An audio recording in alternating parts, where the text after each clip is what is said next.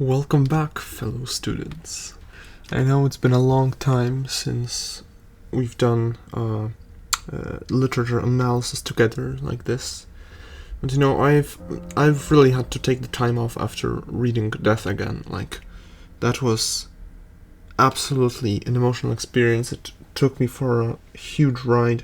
In the meantime, I've finished IGCSE, I've finished my IB, and even the first year of my studies. And don't be fooled. Don't think that once you finish IGCSE, once you finish English, if you're not studying literature, you should just abandon it. Absolutely not.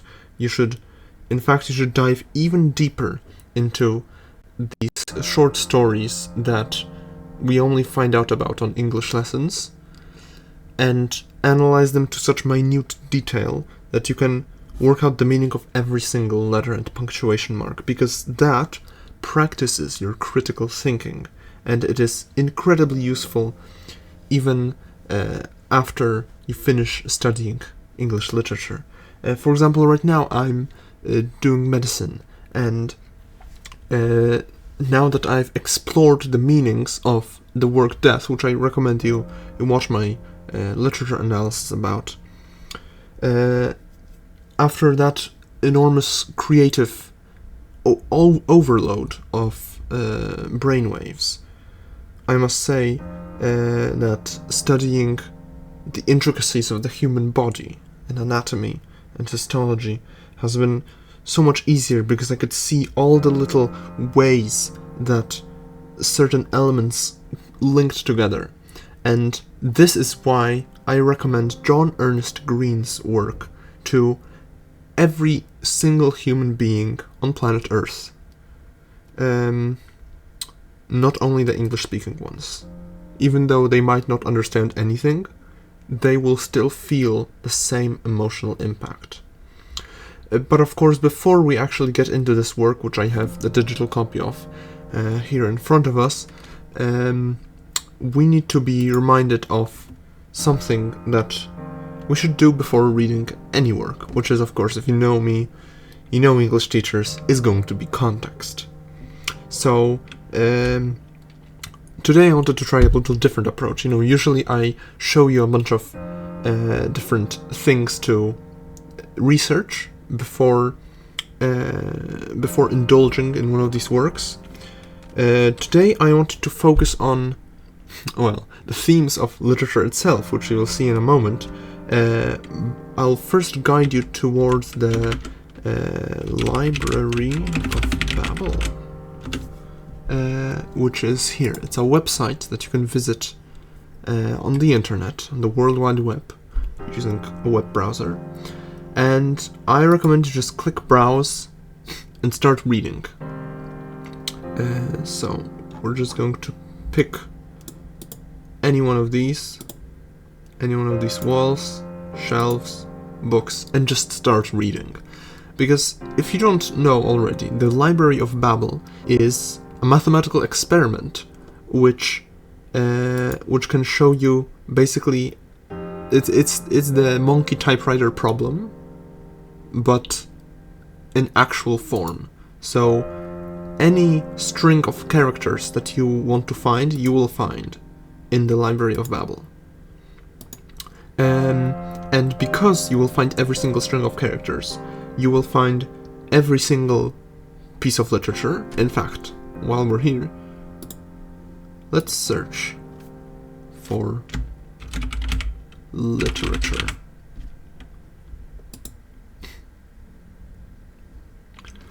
There we go. So we have the work titled ALPK, CKFNU.S at location Livkd 21 Bdr 53571 Wumkoi Jr 0 Yiv Yay 6PF minus W4 S4 V11. And here we have literature. Would you look at that? So this is why this is such a fantastic resource, because you can find everything in the Library of Babel.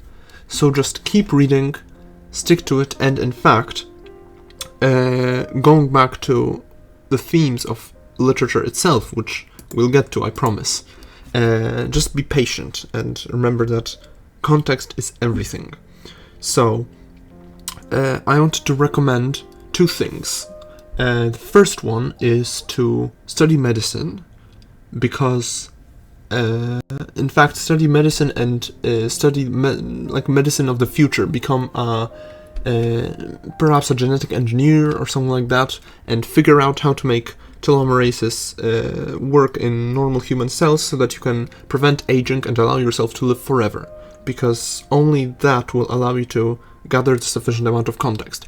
Well, you can also try to figure out how to create digital model of the human brain so that you can live as a computer. And then, in fact, it would be recommended to study rocket science and be able to propel yourself away from the Earth to make sure no one can destroy the computer you built of yourself. And equip it, of course, in solar panels so that it will have energy as long as the universe is alive. Alternatively, you could study physics and figure out how to build a time machine so that you can transport yourself back in time and keep reading new content from, for example, from the Library of Babel, until you have gone through everything. So, the reason I am recommending these alternative options as opposed to just singular pieces of media to read as context is because I think that the work literature is just so all-encompassing. I mean, it's right there in the name. It is so all-encompassing that it is kind of a requirement to really appreciate the minute details of this work. So, obviously, aside from the Library of Babel, you must also know all the languages of the world, including the ones that have not been invented by anyone in any timeline ever. Which is, again, fantastic resource, the Library of Babel itself. I can also recommend actually one of my own resources.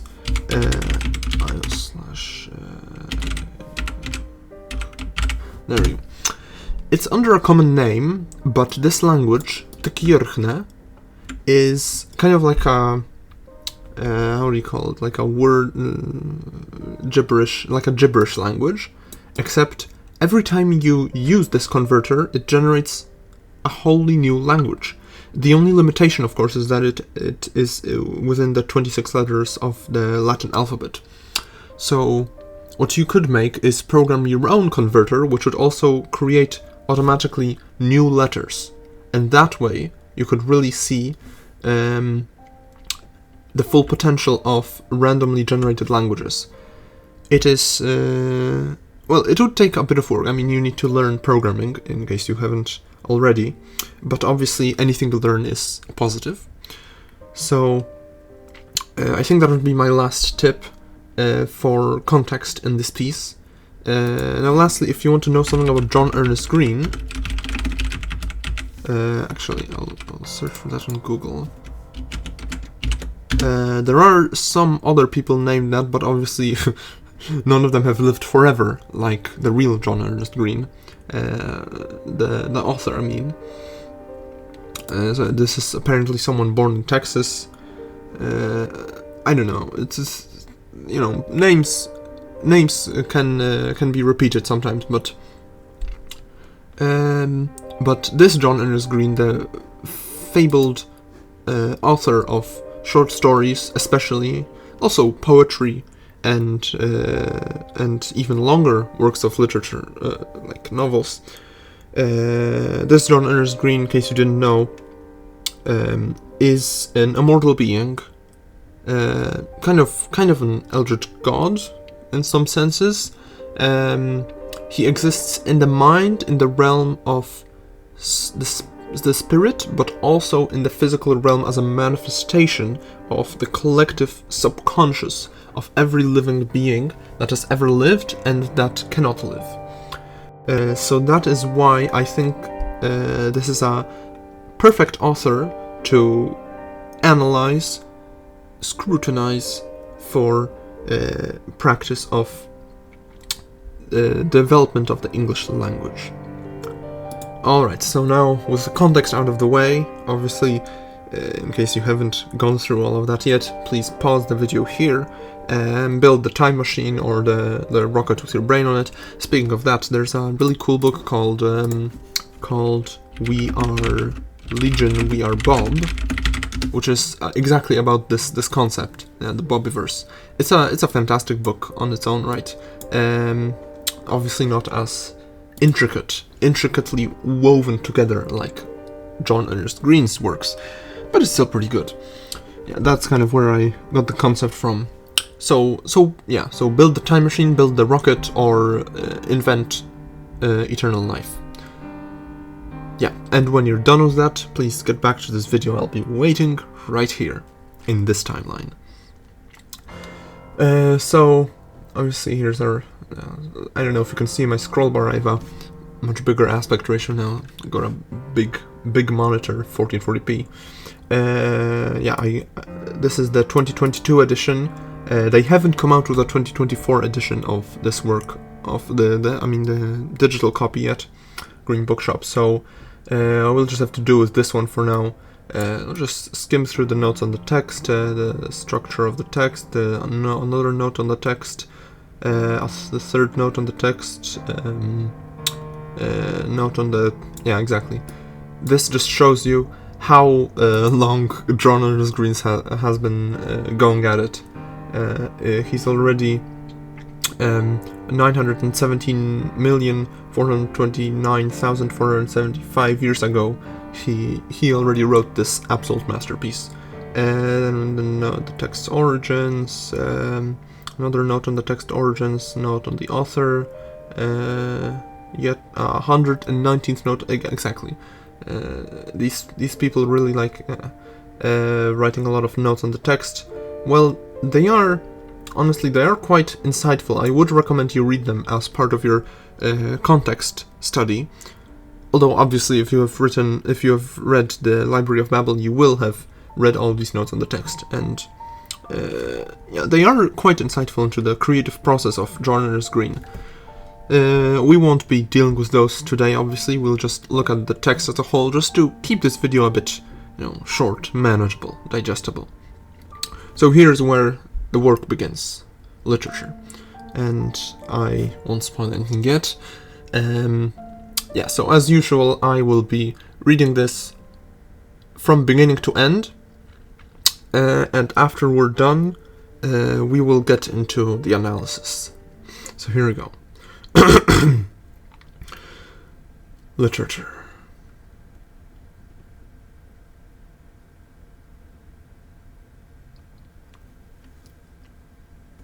I know you'll probably have a lot of thoughts going on in your mind right now, so it's best just pause the video, let them go through, take a notepad, write down everything that comes to mind, and then after a couple of years, when the emotions have subsided, resume the video and we can talk about this without, all of the heat of the moment.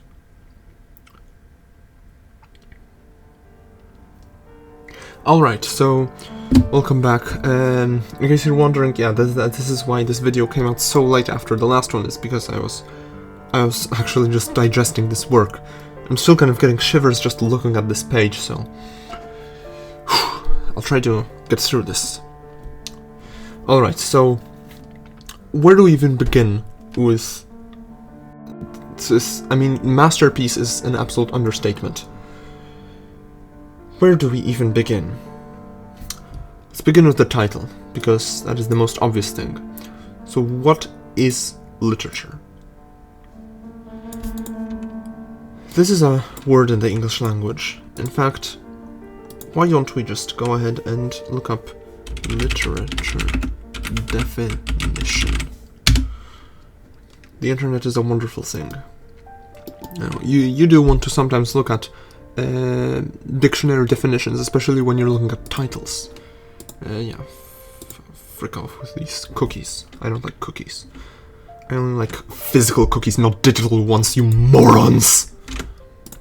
So, literature, written artistic works, especially those with a high and lasting artistic value. It's like this definition was written for this work here. Wuthering Heights is a classic of English literature. You know nothing about John Ernest Greene. I'm sorry. What is this? Cambridge Dictionary? I need to write an email to them. They know nothing about classics of English literature. All the information relating to a subject, especially information written by experts. This is definitely information written by experts, let me tell you. John Ernest Greene is more or less like literature in physical form, I must say. So this is kind of an autobiography if you think about it. A printed material published by a company that is intended to encourage people to buy that company's products or services. Material that an organization publishes in order to persuade people to agree with its opinions. Well, my first instinct is to say this doesn't really relate to this piece, but that would be more foolish than jumping into a volcano naked. Assuming there's no volcano goddess to save you and copulate with you for the rest of time. Printed material published by a company. How can we relate this to this work? Obviously we can, because it's John Ernest Greene. I mean, let's be real here. How can we relate this to literature? What company is John Ernest Greene talking about here? Printed material. Obviously this is intended to be printed on physical paper. In fact, the fact that we have a digital copy here is yet another facet that we can explore in our analysis. Encourage people to buy that company's products or services. Perhaps the company in question is the very the book market, or however you'd call it, the like all of the companies printing books. Because if we have such a piece here, this is more than a statement piece. This is more than an epitome. This is the very foundation of literature as literature. This is the best advertisement you could ever think of, especially since it requires so little material to be printed. In fact, if you were really cheap, you could just print this one page, and it would contain the entire work itself. So this is kind of like those engineers who design like glasses that can be made for 7 US cents, so something like that, and then they send them out to poorer countries. This is like that, but for literature. And not only that, it is an open invitation to explore different works. And given that this is the best example of literature that exists anywhere, anytime, in any timeline, it is the best advertisement. So this is absolutely, a strikingly poignant definition for this work. Am I still recording? I think I am. Good. What else do we have here? Writing. Oh, this is the American. Oh, we don't care about the American dictionary. Americans are dumb and stupid. Britannica. Let's try it. Let's check out Britannica. Literature, a body of written works. The name has traditionally been applied to those imaginative works of poetry and prose distinguished by the intentions of their authors and the perceived aesthetic excellence of their execution. Again, this is like literally just a description of this work. But it's interesting how they use the word body of written works. It sparks a new avenue of analysis here. If literature is a body, then what is this piece? Is this the whole body? Is this just a part of the body, like the heart of all literature? I understand this is quite confusing when the name is the same as the concept. But in some ways the name is the concept, you know? Like, in some ways this specific work is all of literature ever made. In fact, the blank pages here just show that literature is everything that is literature. It makes so much sense. What else do they say here? Yeah, the perceived aesthetic excellence of their execution. I mean, this aesthetic excellence doesn't have to be perceived. Oh, there's a stupid fly here. Oi. There you go, I killed it. The aesthetic excellence of this work is so universal, it doesn't even have to be perceived because it doesn't exist. Because it exists. You see what I'm saying? Because there's no text here apart from the name literature, which is just a term encompassing all of literature that ever existed and would ever exist in any timeline, it indicates that this analysis can be driven not only from this specific piece of paper we have in front of us today, but it can be driven from anyone with any perceptive qualities as long as that entity has the ability to think and analyze. And that is one of the core ideas of this work that I think should be brought to light. Literature may be classified according to a variety of systems, including language, national origin, historical period, genre, and subject matter. Again, this focuses on the universality of the message of this work. It is absolutely unprecedented for a work of literature to be understood by so many different living beings. I mean, even dogs, fish, starfish, crawdads, millipedes could understand the absolute vastness of the space here. Just by looking at the empty space, the possibilities. I mean, this is universal across species. It is unbelievable. Okay, here this is something about various regions. We obviously don't care about these regions because this is universal. Although, I might add, it is universal, but also very localized, especially in the use of this title, which is an English word. So it shows us that despite the universal message, there is still a very local and singular point of origin of all these thoughts. There is one John Ernest Greene, and that John Ernest Greene spoke English, speaks English, will speak English, has spoken English in all alternate timelines. So this is, I mean, I think this relates a lot to theology in a way, in that God is universal, abstract. Well, not, I don't know, maybe abstract is not the right word, but like universal, different, has a different organism to human beings. He's everywhere, but he is also very specific. You know, like God's chosen people were the Jews specifically. And that is specifically where Jesus was born. So in the same way, this work shows us the specificity of God in his universality, which I think is an amazing take that could honestly be presented to more people. I mean, I'm amazed that so few people know about this jewel, this crowning jewel. Moving on. Definitions of the word literature tend to be circular, as you saw. The 11th edition considers literature to be writings having excellence of form or expression and expressing ideas of permanent or universal interest. Yeah, permanent or universal interest. Absolutely, yes. Writings having excellence of form or expression.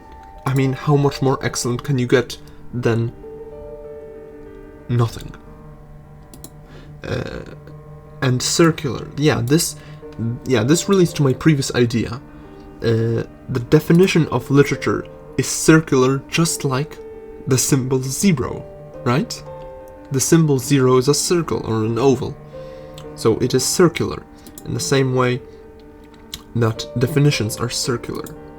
These are so many amazing links. Like, if you haven't already used up, I don't know, 8 A3 pages on mind maps, I mean, I don't know if you're even paying attention. Already it is necessary to qualify this to use the word writing on the... you see, the word writing when describing literature is itself misleading, for when I speak of oral literature or the literature of pre-literate peoples. Exactly. I mean, this relates to that one note on the text that we saw. Right, what is it, 917 millionth... there we go, note on the 917 millionth... 1,429,475th anniversary edition. The existence of this note shows us that this text was written this many years ago, right? So that was before humans got literate, at least from what I remember, right?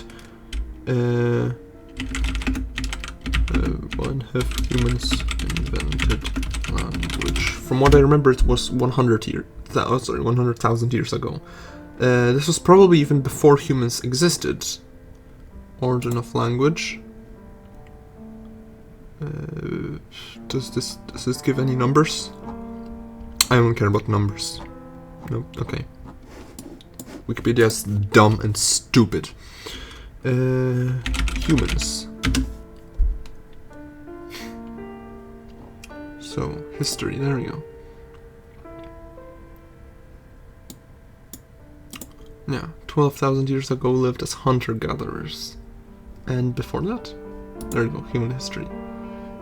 Modern humans evolved in Africa about 300,000 years ago, exactly. And this is what? Wait, this is 1,000, yeah? Am I thinking correctly? Yes, I am. This is 3,000 times younger. In fact, what era of the Earth was 900 years ago? Okay, so life on Earth was formed... There we go. So this was million years ago. So we were here... so this is 900 million years ago. So this is the Proterozoic era. Yeah. This is where knowing your context really comes into handy. If you haven't studied the history of the Earth and geology and all of that, you would be absolutely lost in this analysis. Yeah, so here the eukaryotes formed, starting to form multicellular organisms, you see. So this is actually quite late into John Ernest Greene's productivity, I must admit. This was in fact one of his last works, and knowing that context really comes into handy because it shows you John Ernest Greene's way of thinking while writing this piece. This is from what I know, this is his last work. And it is such a striking and poignant end to his legacy that I couldn't even imagine a better one. Obviously, John Ernest Greene is still around with us today. He's just not writing anymore. He's moved on to visual arts, from what I know. And in fact, next week we will be, or I don't know, next week, whenever I will upload the next video, we will be analyzing Tap to Come. One of his greatest works of physical art, so stay tuned for that. But anyway, going back to here, this is his last work of literature, so it shows you how, firstly, his experience obviously had to have gathered for this work to become a reality, but also it shows you how he's reflecting on his own past, his mistakes, his accomplishments, his history, as a literature expert, a literature guru, or literature god, I guess you could say. And he poured all those ideas into this page. It's just ripe for the picking. It's just waiting for us to find this incredible knowledge. Yeah, so Proterozoic, yeah. Okay, so we've gone through that. Yeah, so about those pre-literate peoples. Yeah, and this amused me.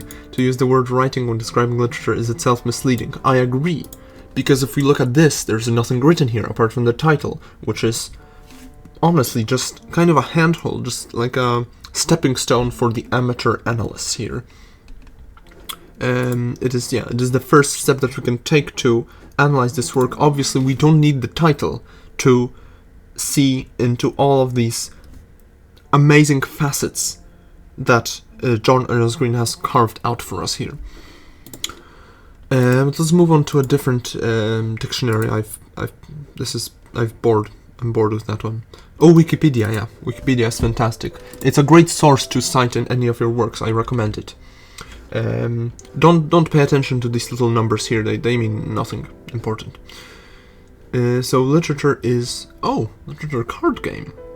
Yeah, see, this is where again knowing your context comes into handy. If you know all the knowledge that is to be known across all parallel timelines, you would know about this card game, and you would immediately notice the links between it and this piece of writing. So that's just a matter of saying this piece of literature. Literature is any collection of written work, but is also used more narrowly for writings specifically considered to be an art form.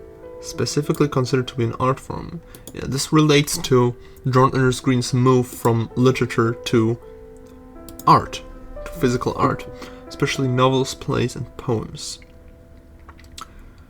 But also short stories, obviously. Yes. So what about this card game? Canadian fish. Fish or Canadian fish. I see. Yeah, so we won't have time to look at all of this here, but obviously if you want to have any depth beyond the shallowest of shallows with this work, you'll have to study this card game and become master in it, basically. I mean, you can never do too much for a work of John Ernest Greene's. The term is sometimes used synonymously with literary fiction, which encompasses fiction written with the goal of literary merit. However, it can also include non-fiction genres. Obviously, this piece, apart from all of the valors we have described before, is also amazingly both fiction and non-fiction at the same time because of its universal message. It's kind of like the Bible, actually, in that all of these the events we read about in the Bible happened both physically and symbolically at the same time. That is how God's plan works. The things that happen to us in real life are also simultaneously symbolic and literary devices used for us to analyze our lives, the ethics behind them, and the choices we will make in the future. And an amazing example of this in literature, apart from the Bible itself, which, let's be real here, uses a few too many words for my liking. I mean, seriously, how many books does it have again? Meanwhile, this, 1 page. And it conveys exactly the same things.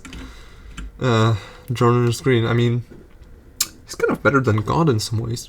Anyway, yeah, so here we can also see the kind of conflicting and yet synonymous nature of this piece of writing. It is both fiction, non-fiction, both, and neither, all at the same time.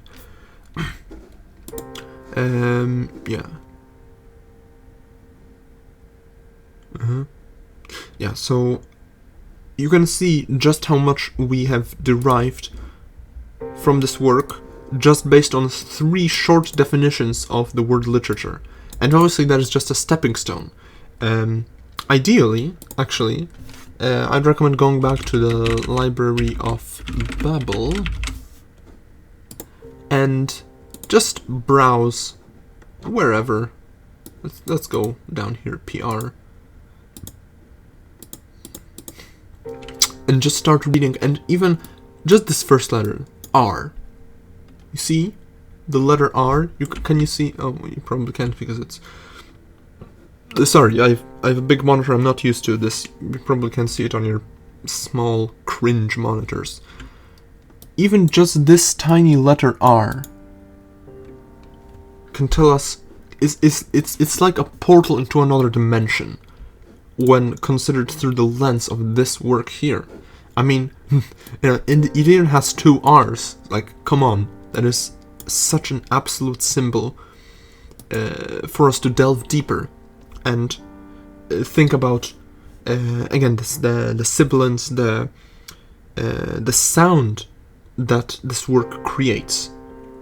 I mean, already abstracting from the sound of the word literature itself, of course spoken in all the different accents of the world, including those that don't exist anywhere, anytime. Literature.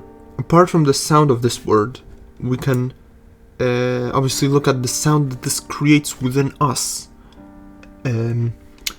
For example, a great project to get a foothold on the excellence of this piece would be to create a musical album based on this work.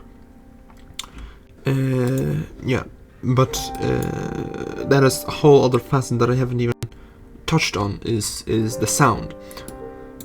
Because so far we have only really explored this piece visually, or rather through thought. I mean, visually only by this foothold graciously given to us by the benevolent John Ernest Greene, who, despite all his excellence, sees that we are not quite at his level yet. However, even without this word, obviously the nature of this piece would remain the same, and it could be perceived through the sense that is thought itself, pure thought. But other senses could also be used to enhance our experience. For example, touch. You could print this piece out in Braille. In fact, I think there are Braille editions out there for just above, like just under $1,300 I think, per copy. So that's pretty good pricing. You could, for example, print this out in Braille, or buy it in Braille, I mean, and study it through your fingers, or any other part of your body, your scrotum, for example, or your kneecap, your patella, or even your tongue or your tooth. And it would lend you a whole different experience, which would also be included in this piece, and that is what makes it so amazing. In fact, if you're a literature writer, if you're aspiring to be a writer, this is a mandatory first step to see just how much you can fit into every little part of your work. I mean, previously we have looked at John Ernest Greene's works, we have digested singular words in isolation, and together we have digested singular letters in the word death and punctuation marks. And here, John Ernest Greene creates a paradox, the paradox of the division of zero, in which we are dissecting nothing at all and are getting infinite results. This shows that the less you write, the better, because there's more to be found in a smaller substance. And again, John Ernest Greene creates a paradox here that yet somehow exists, despite its contradictory nature, that division by zero is impossible. Yet here he has done it, and he has created infinity within a finite space. And if this isn't proof that John Ernest Greene is God's savior, I don't know what is. Because from what I know, God is the only being able to make paradoxes exist, despite their nature of paradoxism. That was a lot of talking on my part, but a lot of thinking to be had by you. Remember, go back to the Library of Babel, look at all of these characters, look at how much how many starting points there are here to delve into yet another infinite wormhole of analysis and thoughts to be had in literature. I mean, even here, just glancing at this, I found somewhere here like Gmail, somewhere, there it is, Gumabji. perfect example. Gmabji. Look at how much this tells you about this work. It is incomprehensible. It is honestly beyond us and maybe even beyond God, I must say. So, for today, I'll cut this little analysis short here. But obviously, please write any thoughts you have in the comments below. I'd love to hear what avenues you pursue down this work. I mean, I devote about 5 hours every day to studying this work. So, you know, I'm not that much of an expert. I'm just kind of doing it for recreation. However, I know people who have devoted every single hour of their lives and who have in fact multiplied consciousnesses to analyze the same text at the same time in different aspects. So my friend, what is his name? Joseph Greene. He has divided his consciousness into 128,000 equal parts who are all interpreting this work at the same time, 24 hours a day, every day. So, you know, that just shows you that there can always be more to be found. So, again, I'm rambling on a bit too much, I'm sorry. I just get this excited when thinking about John Ernest Greene. Again, if you have enjoyed this video, please give me a little thumbs up so more people can enjoy literature with us together. Thank you for listening, and until next time.